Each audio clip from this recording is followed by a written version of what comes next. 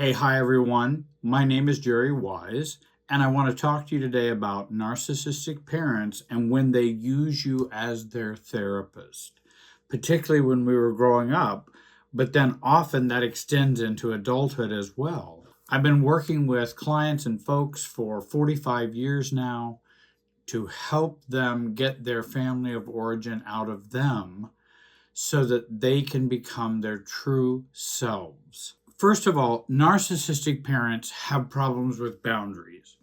If you've had a narcissistic parent or a dysfunctional family or a dysfunctional parent, then often boundaries are an issue. They don't respect those. They don't understand those. They have a malignant normalcy about boundary violations. That's normal for them. They feel comfortable and even entitled to use others, to use their children in particular, to use their grown children as well. And they can use them to help them with their problems, their emotions, their thoughts. And in that way, they violate age boundary, meaning if you're doing that with your child, that's not a mutual relationship. That's a parent to child relationship.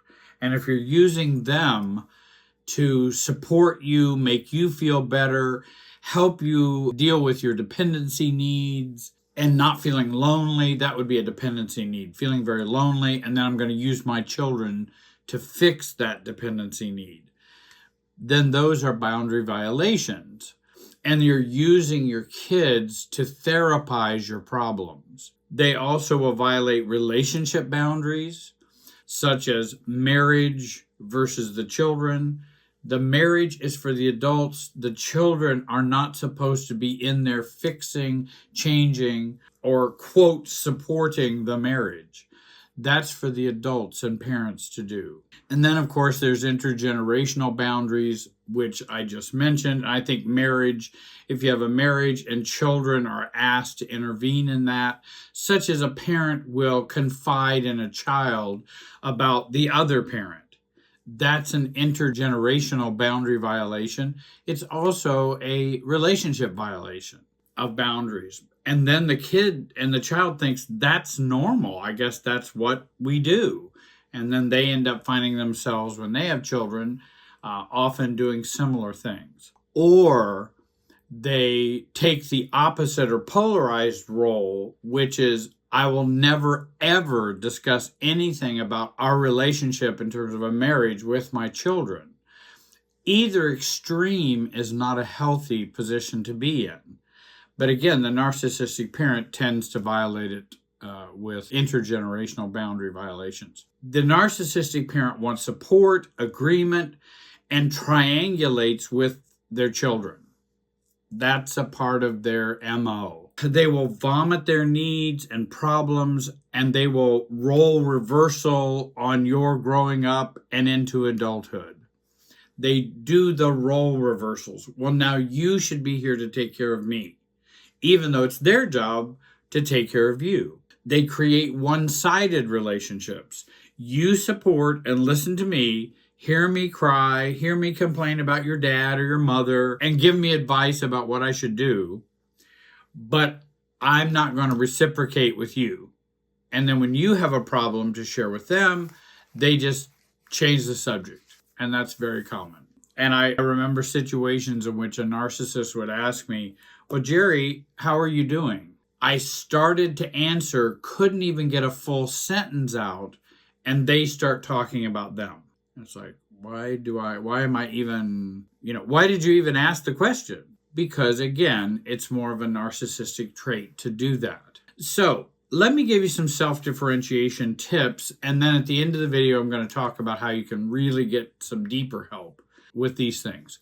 Some self-differentiation tips. In my life, I literally became a family therapist in my life. I mean, as an adult, that was a pastoral counselor, a family therapist, social worker, addictions counselor. I worked in a psychiatric practice. The more knowledge I would get, the more I could change the world around me. And then I realized, no, I need to first change me. That's what's important. So, and having become a family therapist, then I should now have all the answers. And I wish I had all the answers. That would be wonderful. Believe it or not, no one has all the answers, including me. And I had learned at that point to stop over functioning. And that's one of the things I want to recommend, that you begin to stop over functioning. When your parents have used you as a therapist, or for answers, or for support, or supportive therapy, or soothing therapy. And I think about narcissistic parents who can't self-soothe, so they want you to soothe them. And if you don't, they'll be upset and feel you're being mean or unloving, or they're not able to soothe themselves. It's not your job to soothe them. That's what they didn't learn how to do. So many people in my life, throughout all of my life, have wanted me to overfunction. And I've raised my hand and have overfunctioned, so I take my responsibility for that as well. And I remember my mother used to always ask me, well, have you called your brother lately? Have you talked to Jim lately? Like that was all a worry or concern to her. And is everything okay? I haven't talked to him in a while. Well, I just thought you would have talked to Jim by now. And the implication is, have you fixed your relationship with your brother yet? Have you and your brother gotten along better? Is the implication of, have you called your brother lately? And I finally decided I was going to resign as the therapist or the overfunctioner. And I told my mother, I haven't called Jim lately. He hasn't called me. Mom, we've never really gotten along that well. And I'm fine with that. I actually don't see that changing. And I made those kinds of responses instead of trying to fix it or feel guilty for not fixing it, or to make her happy, or to somehow feel good about my efforts. I had made those efforts. Jim even had made some efforts, but it just never worked out, and I just assumed it was never going to work out. What was interesting, my brother and I's relationship got much better as life continued. And later on in life, we actually did better. But for a long time, it was very difficult. Secondly, as adults, we can choose to begin to function to counter our over-functioning role. Now, that can be difficult because this is a pattern that your narcissistic parent or your family or others are used to. You being the listener, the advice giver, the place where people can vent. And let's say your mother, your father has always used that role to talk about your other parent.